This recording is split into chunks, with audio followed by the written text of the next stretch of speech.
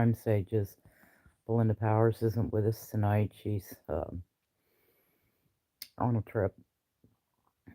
So today it was announced that Richard Allen was arrested in connection with the Delphi homicides of Liberty German and Abigail Williams. I'd like to discuss that for a little bit. Sorry for my attire and my appearance. I'm not at home. I'm lying in bed.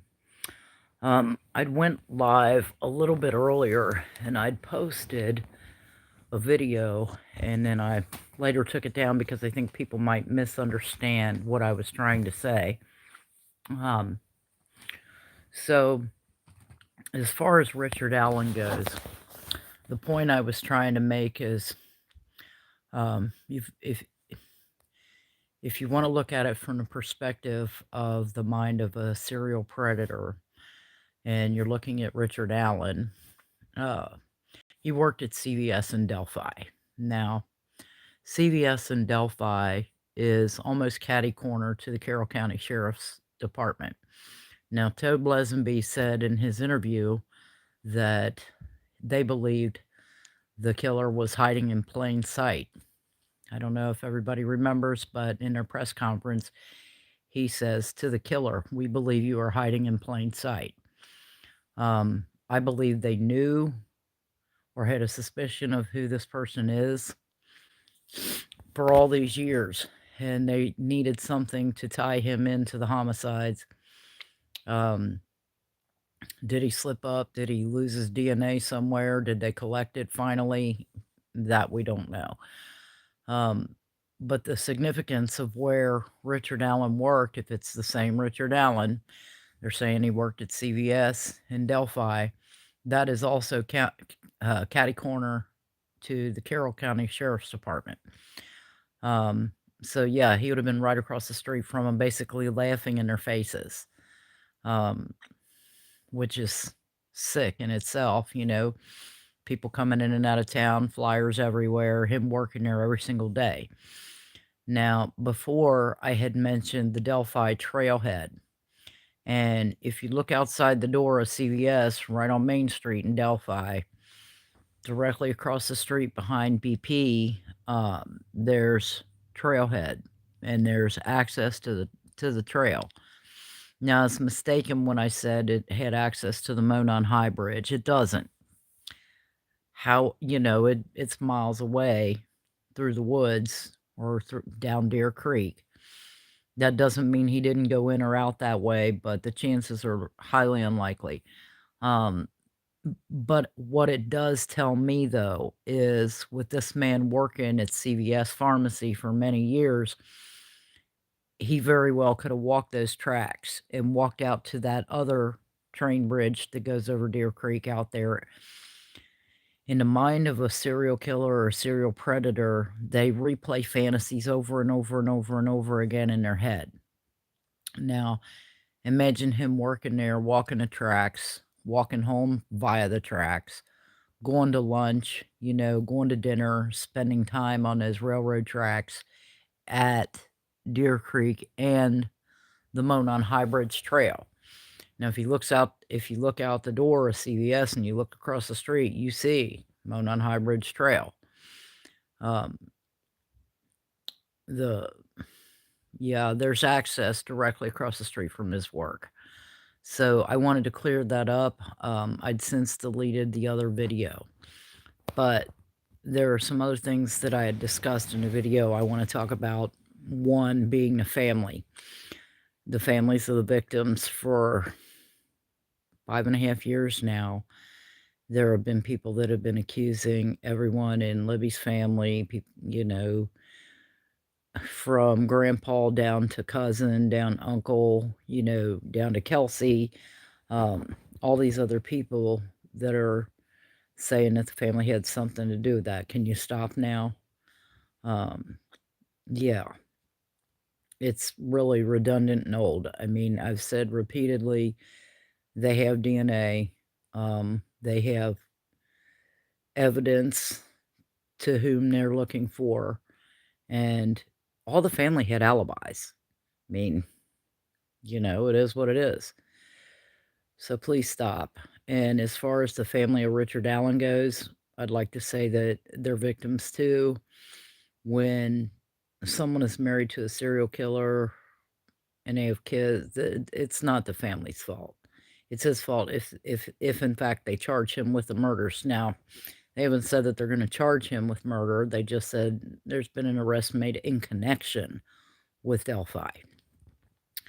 So that remains to be seen at the press conference on Monday.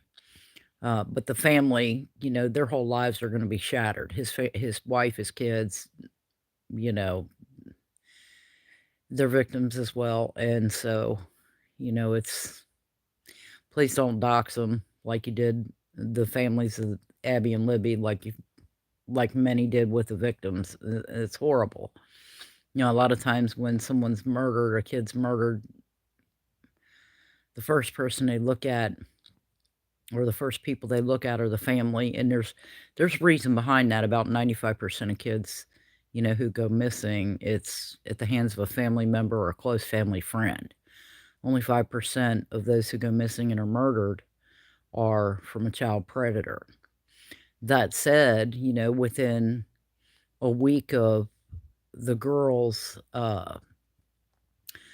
being missing and murdered, they had the pictures from the video of the suspect on the Monon High Bridge. So, and they've also had sketches, and they've repeatedly said to the public, "He's here, we're gonna catch him. Just give us time." And a lot of people blame law enforcement, they blame this person, that person, and the police came out and said, "Look, you're gonna be shocked." Well, the CVS pharmacy that's in Delphi is only one of a few in the county from what I understand. So, most people who've gone in and out of that pharmacy have dealt with Richard Allen. And has he been identified as bridge guy? Some folks are saying that. So, there's also pictures of, his daughter on the Monon High Bridge. I'm not gonna share that. Um, it's not her fault, and it's unfair to put her picture out to the public, uh, or his wife's picture or whatever, they didn't do this. Um, he's innocent until proven guilty in a court of law, and we don't even know at this point if he's gonna be charged with murder. That said, what I was talking about earlier is when I made the trip out to Delphi, I'd let Carrie Timmons know, that I was gonna be in Delphi, and I was gonna drive out there. And I got out there, and, I couldn't find the Monon High Bridge. I found the parking lot to where the park is. There's a there's a gravel parking lot, and I found it, but I didn't go anywhere near the bridge. Never found it, never walked out there. Where I did stop is I stopped at the BP, and I got me a Mountain Dew, and I saw the trailhead with the tracks going across there or going into the woods, and it says something like Monon High Trail, and it's right across from CVS where Richard Allen works. Now, I didn't know that at the time. All I knew is I had gotten a name in my head, and the name in my head, the initials are AF. And that person has long since moved away, but, ironically, he lived almost directly across the street from the Carroll County Sheriff's Office on the same side of the street as CVS. And I told Belinda, I said, "There's a trailhead right there, and I can feel him. I could feel him in the area."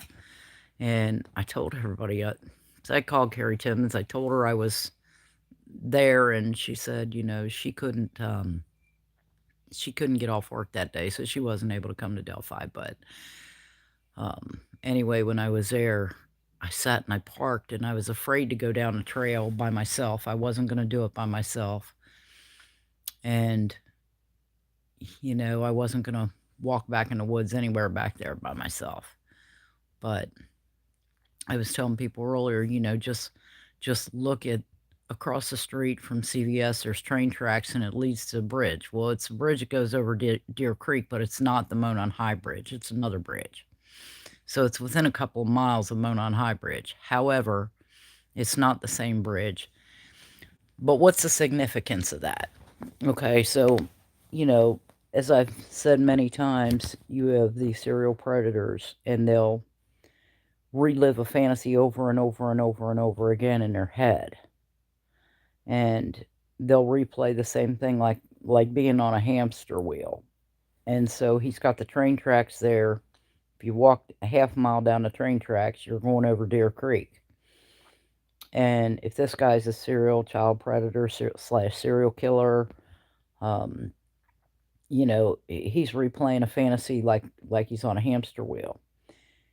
And it's also kind of thumbing his nose at the police, knowing that, you know, the High Bridge Trail is right across, one of the trailheads is right across the street from his work. And I'm sure he also has other access points, you know, behind the elementary school, different areas, because he lives in the area. He knows all the access points. But the significance of that is he's going to, every day when he goes to work and he sees, you know, the posters, he even posted with one of the missing posters and the posters of the sketches, which is really disturbing. But he's looking across the street every day at that Monon High Bridge trail entrance, or I mean, Delphi Trail's trail entrance. He's looking across the street at it behind BP, and he's saying to himself, he's reliving that fantasy in his head. And, you know, and I asked before in the video that I did, well, you know, what did he do? Did he take off lunch? Did he take off early? Did he go in late? Was he out there searching? You know, did he go to work that day? I don't know. We don't know yet. I'm sure the police will tell us some more details on Monday. But the point is, as a predator, you know, he's looking at that trail every day. And when I made my trip to Delphi, I stopped there. And I told Belinda, I told Carrie, he's here. I could feel him. I don't know if I told Carrie that, but I told Belinda, I said, there's a damn trailhead right there. He's here. I can feel him. He's right here. And I sat there in my car, and I was afraid to go down a trail. I didn't know, you know, I can't do this by myself. I don't have a gun on me. You know, what am I going to do? But I wanted desperately to go down the trail. And I couldn't find a Monon High Bridge. I drove like 4 or 5 blocks through the city, and you go down into the city, through the city, and then you make a right, and there's a little place where I pulled off and parked there. And anyway, point is, you know, this man, when he was working, every single day that he was working, he was looking over at those trails, and he was reliving that fantasy, whatever his fantasy was, if in fact he is the killer. And not only that, he was right under the police's noses. And, you know, Doug Carter said to the killer, we believe you're hiding in plain sight. Well, he was. And so I've since seen videos of the way he walked and everything. I mean, yeah, it's pretty evident, you know, he's Bridge Guy. His walk is funny. Now, the question still remains, is he tied to Kegan Kline, and if so, how? Before I talked about how, you know, his dad lives really close to Tony Kline in about 3 or 4 blocks down on Canal Street. And back when I was doing my psychic readings, I mentioned, you know, the Wabash River. I said, I feel like he's going across the Wabash River. And then, you know, they went down and obviously searched. The other thing, if you look back in our psychic video that we did, I always get Richard, and then I wake up. You know, I just like the movie The Fugitive almost. Richard. And then, anyway, and I talked about that in the video. But, you know, hopefully the public will get a lot more insight as to what is going on with this Richard Allen character. You know, if he did this, he's not human. And we had talked about how there were so many of them from Peru right in, like a 4-block area that were they knew each other. I'd hesitate to say that he knew all of them, but, we're talking JP, Garrett Kurtz, Brian Chadwell, Kagan Klein, Tony Klein. I mean, admittedly, Chadwell and Kagan were friends, and Garrett Kurtz, they all knew each other. So far, I think there have been like 60 arrests for child porn. And, I don't know if they're all related to Delphi, but I know some of them are related to Delphi. It's pretty frightening that so many people in that area are downloading and looking at these things. And,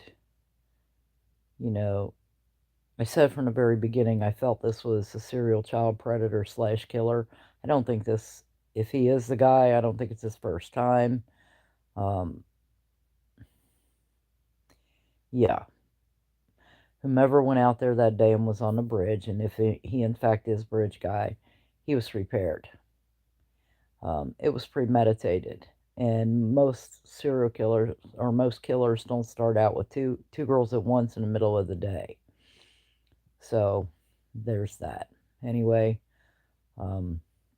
we're gonna be talking a lot more about this on Monday night after the press conference, but I just wanted to come back on and clarify some things because, I don't want people. So there's two different bridges. There's one bridge. If you go down the tracks across from CVS, there's one bridge that goes across Deer Creek. But then up on the other side of Deer Creek, where the Monon High Bridge, that's a different set of tracks. And those tracks are no longer in use, and that's where the High Bridge is. Either way, looking from CVS and looking from this guy's home, this guy was on the hamster wheel, and he had access to that every day. He was looking at the cops every day. He was finding out information every day. I'm sure anybody that came in, if the subject came up, he would listen and ask questions. And so, sick man. But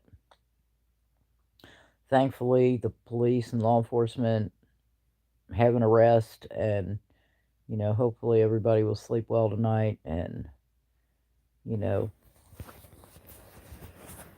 hopefully soon the families will get justice. I mean, for me, with all the chomos and child killers in the world, they ought to just put them on an island and just drop a bomb on it, and I'd be content. But if this is the guy, perhaps he'll end up with a needle in his arm, and that would be great.